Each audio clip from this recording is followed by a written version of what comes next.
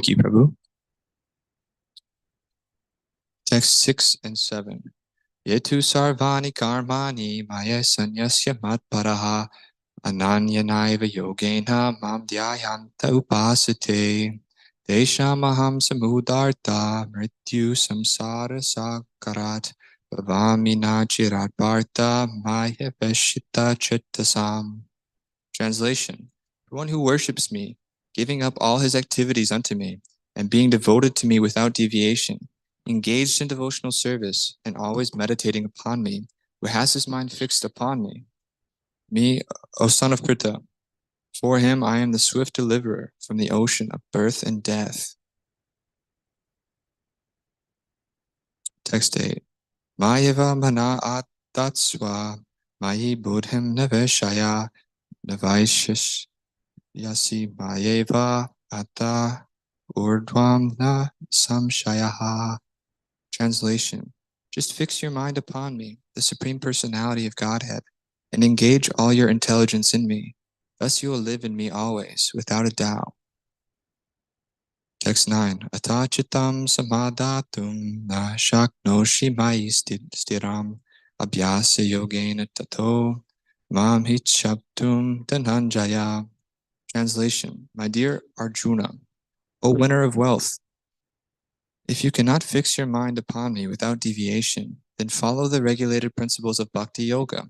In this way, you will develop a desire to attain to me. Text 10. Abhyase yasamhartosi matkarma paramo bhava bhadartam apikarmani kurvam siddhim hivapsyasi. Translation: if you cannot practice the regulations of Bhakti Yoga, then just try to work for me, because by working for me, you will come to the perfect stage. Text 11.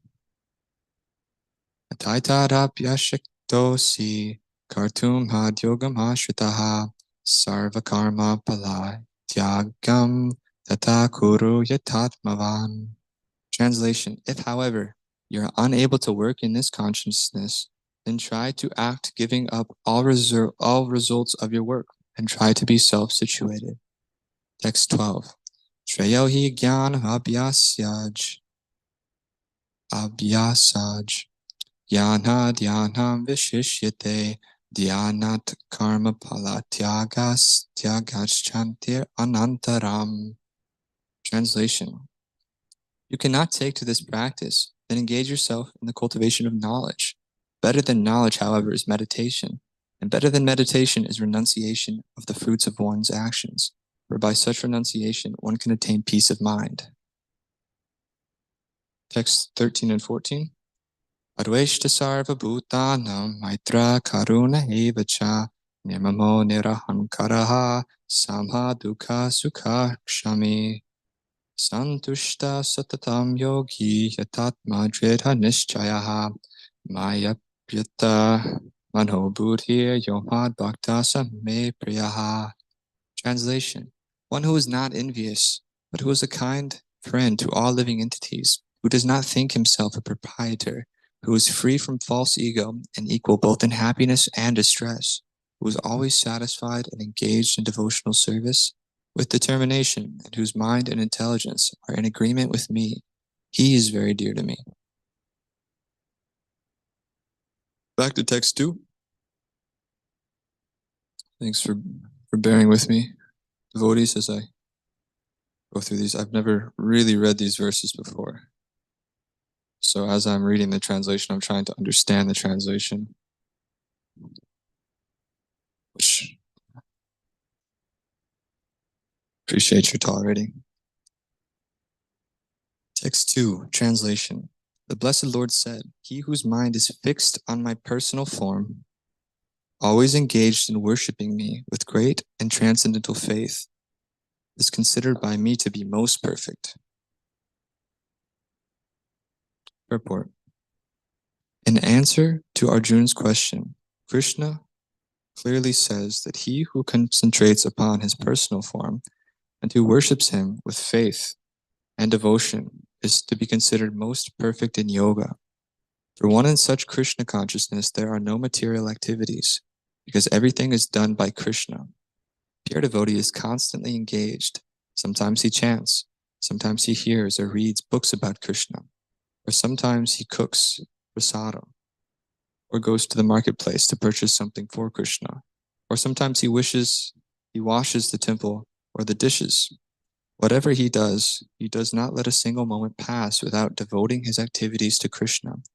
Such action is in full samadhi.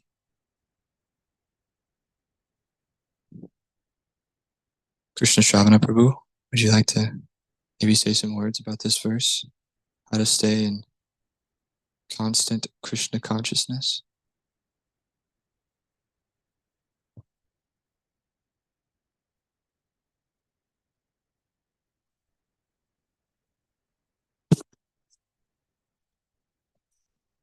Here, Krishna, the Supreme Authority, establishes himself as the goal of all yoga, of all meditation. Nowadays, there's a popular conception of meditation, which has become mainstream thanks to cheaters like Maharishi Mahesh Yogi. Even the United States government is accepting this meditation in the armed forces and also in the prisons to help rehabilitate the prisons. But here Krishna says, one should meditate on his form, not something formless, because it's not possible to meditate on something formless. In our practical life, we're all attracted to forms, not formless. Or those who we are attracted to all have forms. And Krishna also has this form. God is ultimately possessing all attributes. And even though he is so great, all pervading, at the same time, he has form. And some people think if God has a form that you could see like us with 2 hands and 2 legs, that's limiting God, because God is all pervading. But that's not true, because we have form, so God must have a form. Otherwise, he would be less than ourselves. So God is Achinta Beta Beta Tattva. He's simultaneously having a form, and at the same time, he's all pervading. And the Upanishads says that God walks and he does not walk, and he has and he has no material eyes or ears. But that does not mean that he's lacking these things. He has spiritual eyes and spiritual ears, and each one of his senses can perform the activities of all the other senses.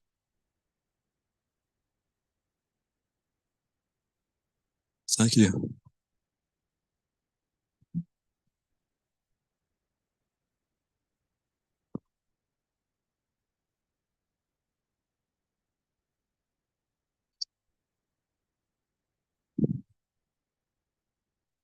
Chai, thank you, Prabhu.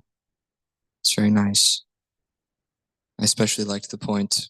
I'm not sure I've heard it put just like that, if Krishna didn't have form, but we do, then that means he's without something that we have. How could he possibly give us something that he himself doesn't have, that he lacks? It's not so logical. So I really like that. It's very nicely put.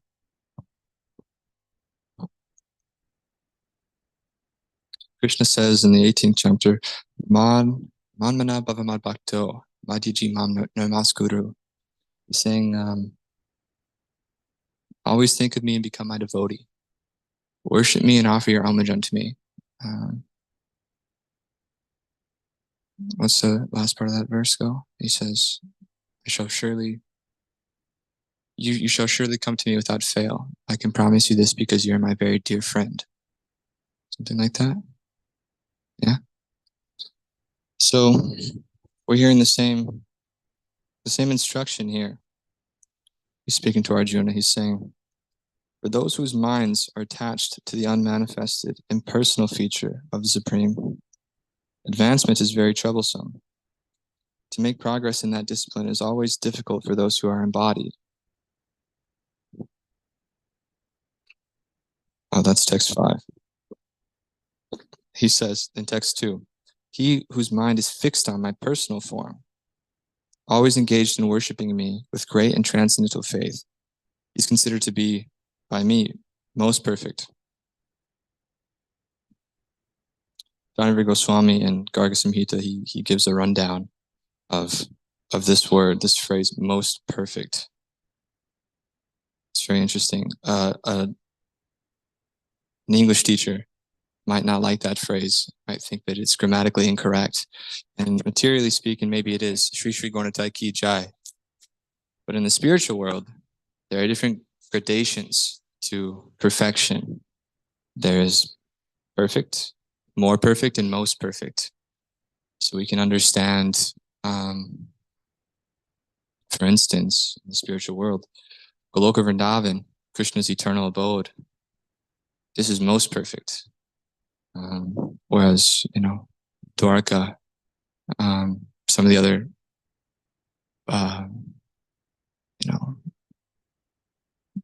locations of Krishna's eternal pastimes, these are where he still has his personal form, his original form, and inexhaustible form. These are more perfect, just kind of one rung down. And then perfect would be, Vaikuntha, worshiping Lord in the four-handed Narayan form. While all of these are perfect, are purely good and spiritual, there should be distinguishing between one and the other. So like that, Krishna here, he's saying, to be most perfect, fix your mind upon me in my personal form. Always engage in worshiping me. Satatam kirtiyanto mam. Always chanting my glories, endeavoring with great determination, bowing down before me. These great souls, he says, they perpetually worship me with devotion. So in all that we do, approach Krishna with love and devotion, transcendental loving service, to go beyond the static nature of material life and to become ecstatic about service to Krishna. This is the dynamic nature of spiritual life. This is the actual variety that we crave, is of a spiritual nature. We seem to think that there's variety in the material world, but actually what's happening is we're being pulled like a puppet on a string. Krishna, he's the puppet master, but he delegates this role to other personalities because he can, and because they're also his devotees who carry out his tasks with devotion. So the modes of nature, they influence us. The living entity, Ishvara Sarva Bhutanam, Pirdashir Junatishtati, Brahmayan Sarva Bhutanam, Yantra Rudani Mayaya. The living entity, he's seated as he's on a machine made of material energy. So the soul is actually, it's residing within the body. The body is nothing but a vehicle. And this vehicle becomes influenced by the modes of ignorance, passion, and goodness. And these three modes, these three qualities of the material world are always fighting for supremacy. We can see this just very clearly if we look back into our lives before Krishna consciousness, and even now, if we're still battling these modes like myself, we can see that sometimes we slip into a place more of goodness, where we're showcasing those qualities a little bit more. Thank you, Prabhu. And like that, we're always kind of shifting around. No one's really ever safe in the material world. We're just one breeze away from being blown into a most dangerous situation. Unless we take up Krishna consciousness, unless we chant the holy name. This is the Yuga Dharma of Kali, the age of Kali that we're in, the age of quarrel.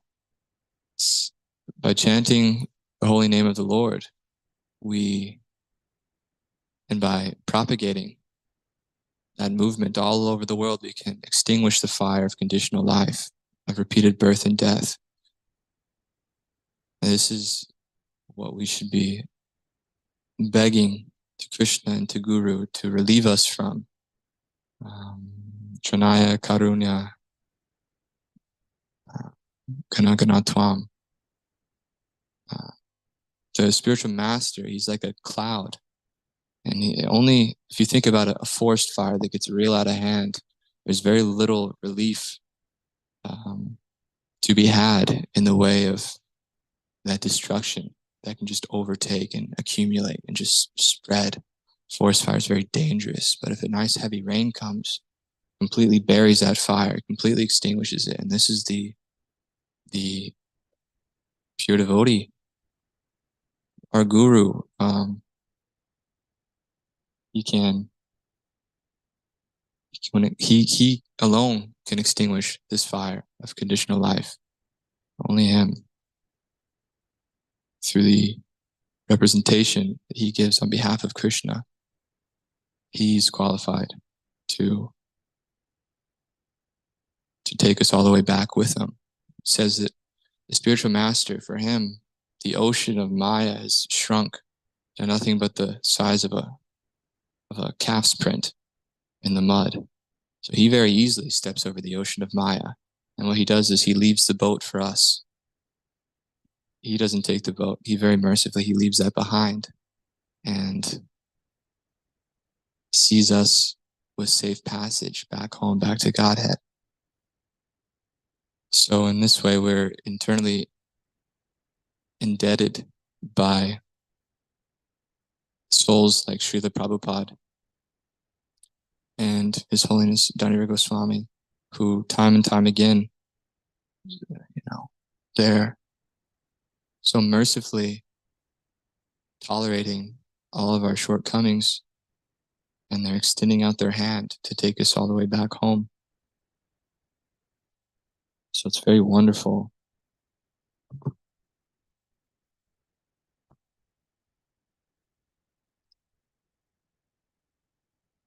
We can read text 3 and 4, translation. But those who fully worship the unmanifested, that which lies beyond the perception of the senses, all-pervading, inconceivable, fixed and immovable, the impersonal conception of the absolute truth, by controlling the various senses and being equally disposed to everyone, such persons, engaged in the welfare of all, at last achieve me. Wow, there's a lot there. Those who fully worship the unmanifested, that which lies beyond the perception of the senses, the all-pervading, inconceivable, fixed and immovable, the impersonal conception of the absolute truth, by controlling the various senses and being equally disposed to everyone, such persons, engaged in the welfare of all, at last achieve me. Maya Javanakaschanam Agyadokshajamavyayam Alakshase Mudhadrisha Nato Natya Daroyata Agyadokshajam Avyayam. Krishna being beyond the limited range of the senses. This is talked about in the Bhagavatam. Queen Kunti is praying. She gives incredible prayers in the 8th chapter of the 1st canto of Bhagavatam, in which she's actually asking Krishna, please allow these calamities to continue to fall on me. Because when everything is taken away from me, in spite of all these calamities, I see you, and seeing you is the cure to this repetition of birth and death. And she goes on to say after that foolish persons, they cannot conceive of you beyond their limited range of senses. Foolish observers, they think you an ordinary human.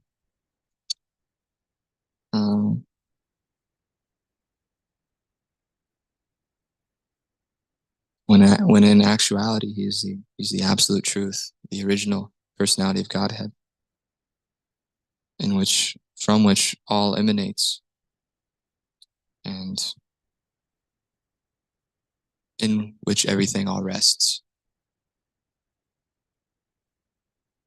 So as I'm reading this translation, I go very slow. I tried to read it multiple times.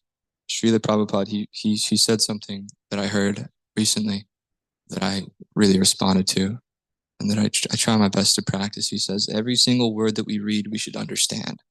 We shouldn't move on at all if we don't understand a single word. So I really tried to take that to heart. These words are not really words. The way in which they're conjoined and the mood in which they were written, there's nothing material about these, and they can alone shine the shining lamp of knowledge, which destroys the darkness of ignorance that lies in our heart. So let's see what Prabhupada says in his purport. Those who do not directly worship the Supreme Godhead Krishna, but who attempt to achieve the same goal by an indirect process, also ultimately achieve the supreme goal. Sri Krishna. As it is stated, after many births, the man of wisdom seeks refuge in me, knowing Vasudeva is all. When a person comes to full knowledge after many births, he surrenders unto Lord Krishna. If one approaches the Godhead by the method mentioned in this verse, he has to control his senses, render service to everyone, and engage in the welfare of all beings. It is inferred that one has to approach Lord Krishna, otherwise there is no perfect realization. Often there is much penance involved before one fully surrenders unto him. In order to perceive the supersoul within the individual soul, one has to cease the sensual activities of seeing, hearing, tasting, working, etc. Then one comes to understand that the Supreme Soul is present everywhere. Realizing this, one envies no living entity. He sees no difference between man and animal because he sees soul only, not the outer covering. But for the common man, this method of impersonal realization is very difficult.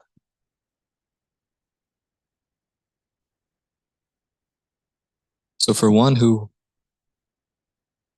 impersonally approaches the supreme truth, it's a very, very hard task. It's a hard struggle to control these senses, especially in Kali Yuga with so much influence weighing down on us, influence of the modes of material nature. Without devotee association especially, I mean, what real hope does one have? Without hearing the transcendental narrations of the Lord, this alone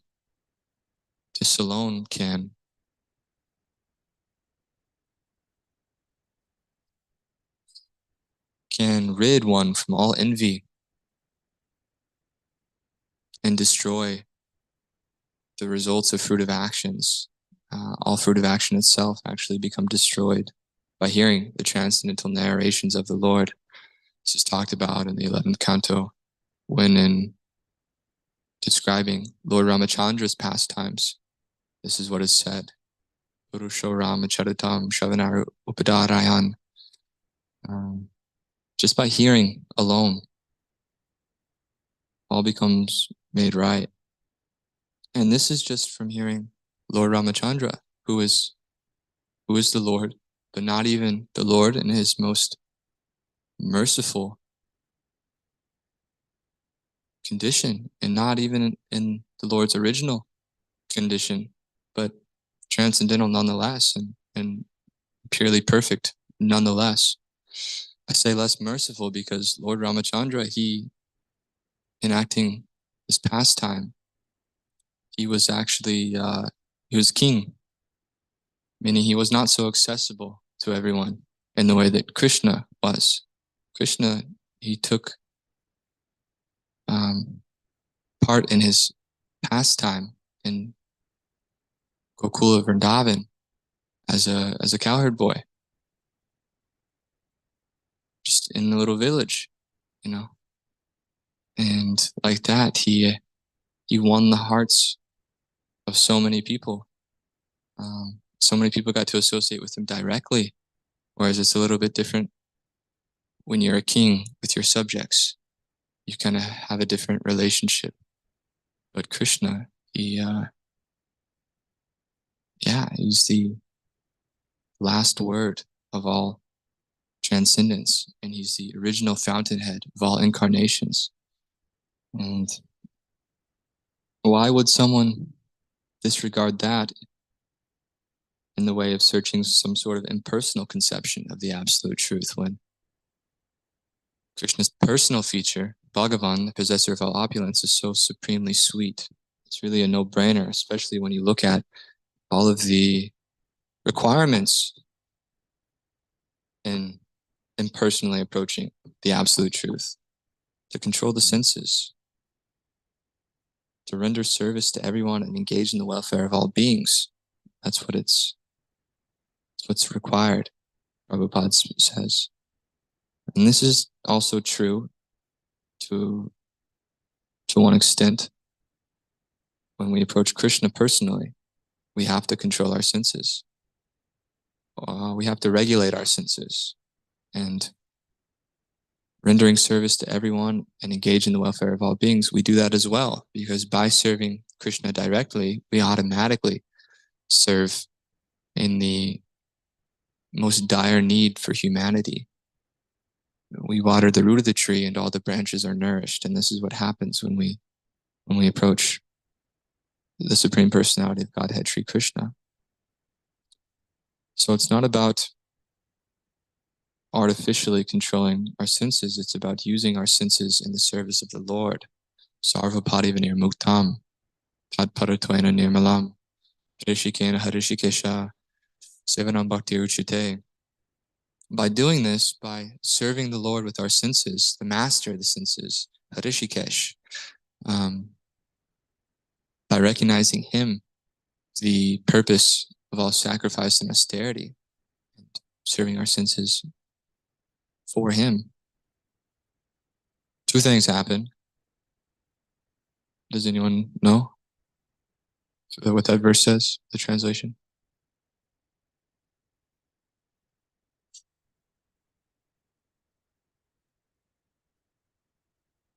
Well, yeah, that's there. I think what it says specifically, I like that. That's actually, yeah, it indirectly says that. But I think it says that one is freed from all material designations and one's senses are automatically purified just by using our senses in the service of the Supreme Lord, master of the senses, and causeless knowledge, detachment is bestowed upon us as well. So this is the simple process of Krishna consciousness. Very simple for the simple. Not so simple for the not so simple. But we are trying, despite all of our conditioning, we're trying to unwind that and not change who we are. We actually can't change who we are, but we're trying to strip away from ourselves the impressions of being without Krishna, of this false idea that we can enjoy anything without Krishna. We've tried, but simply to go through this material world without Krishna, it's like we're just lusting after things that can never actually satisfy us. And in this way, we're unsatisfied and we're seeking more and more. Nothing's ever enough. because everything is satiated, our desire is so completely satiated so quickly in the material world. We're chewing the chewed, everything loses its flavor. So then we think we need more of that very same thing. It's very illogical.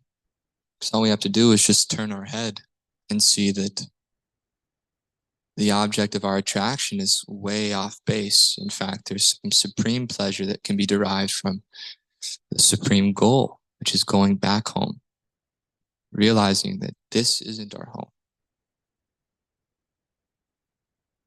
And before we can see that everything is spiritual, we must make a delineation, discern between material and spiritual.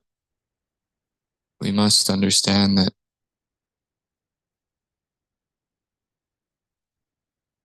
any type of life without Krishna, without knowledge of Krishna, without service to Krishna, it's suffering.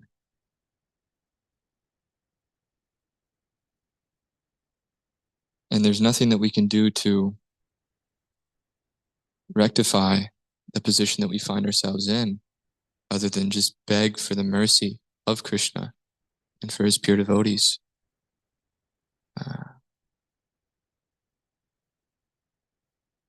There's nothing that we can do to earn his mercy, but if we sincerely approach him with the desire to take shelter of his lotus feet, well, Krishna, he reciprocates with us according to the degree that we're surrendering. So he's not, being that he's all good, he's absolute. He's not going to allow his devotee to suffer. He's going to save us from all sinful reactions that could possibly harm us.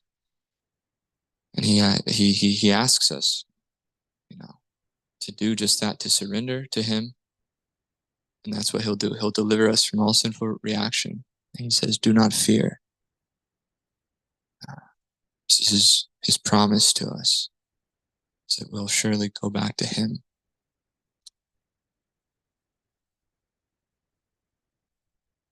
If there are any questions at any time, please feel free to ask.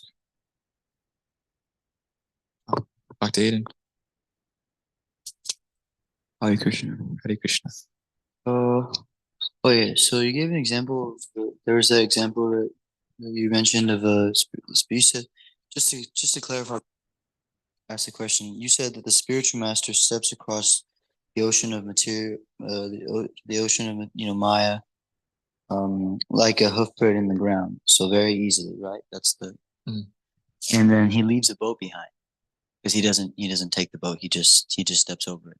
So I guess to use the analogy just so I can kind of understand, is it possible for me to also step over the ocean of Maya? Because I don't want to get on the boat, and it's like a rough ride, it's like I would much rather step over the ocean of Maya, like the spiritual master does. But yeah, so maybe you can speak on that.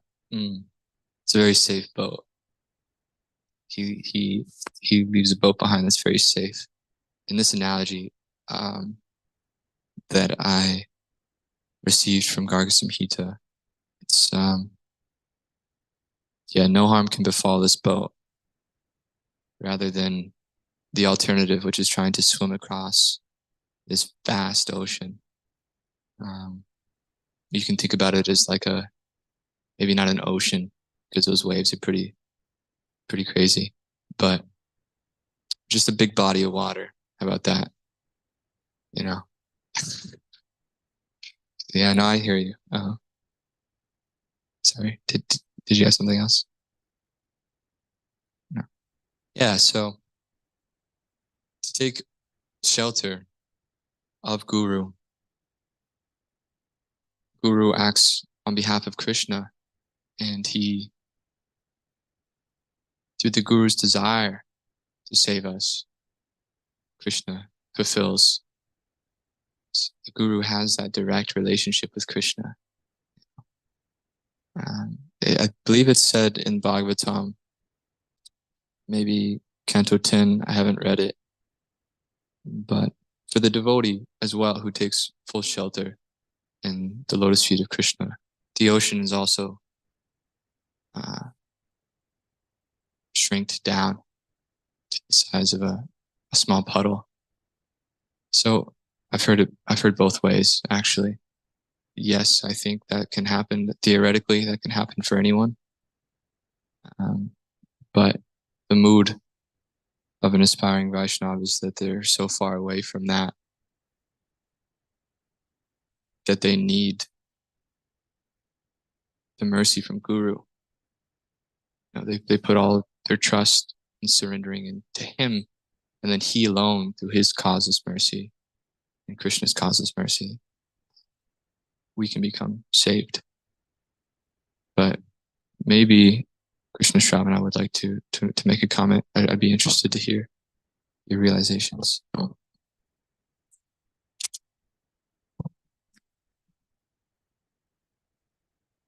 Jai. Did you have a question? Yeah, you were. Oh, okay. Sorry. Sweet. Well, we'll go on to text 5. Maybe we can read translation and purport. Maybe translation real quick. For those whose minds are attached to the unmanifested, impersonal feature of the Supreme, advancement is very troublesome. To make progress in that discipline is always difficult for those who are embodied. More about just how difficult this approach is to impersonally understand the Lord.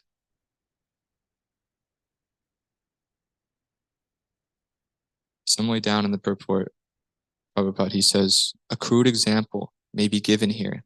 We may find some mailboxes on the street, and if we post our letters in those boxes, they will naturally go to their destination without difficulty. But any old box or an imitation, which we may find somewhere, which is not authorized by the post office, will not do the work. Similarly, God has an authorized representation in the deity form, which is called Archa Vigraha. This Archa Vigraha is an incarnation of the Supreme Lord. God will accept service through that form. The Lord is omnipotent and all-powerful. Therefore, by his incarnation as Archa Vigraha, he can accept the services of the devotee just to make it convenient for the man in conditioned life. So even in Kali Yuga, where we're missing Krishna's direct association, one of his names is Tri Yuga. He comes in 3 yugas. He comes in Kali as well, but kind of hidden. And even in the age of Kali, in such degraded state, we have the Archa Vigraha, the deity form. And this is a personal form. This is actually Krishna. And he very mercifully gives us an opportunity to cultivate this loving devotion for him. And this starts with Mongol Arti every morning. The most auspicious time of the day is the same time that we can build affinity and awe and reverence and devotion to Krishna, who's coming in this Archa Vigraha. So this personal form of worship it's very easy, even in Kali Yuga, if we just accept the process and neglect the worrying. If we stop taking association with our mind and start taking association with Srila Prabhupada and Guru and devotees, Prashadam, these things, then the process is simple, is easy. So we'll end there. Srimad Bhagavad Gita ki jai. Srila Prabhupada ki jai. All glories to Srila Prabhupada.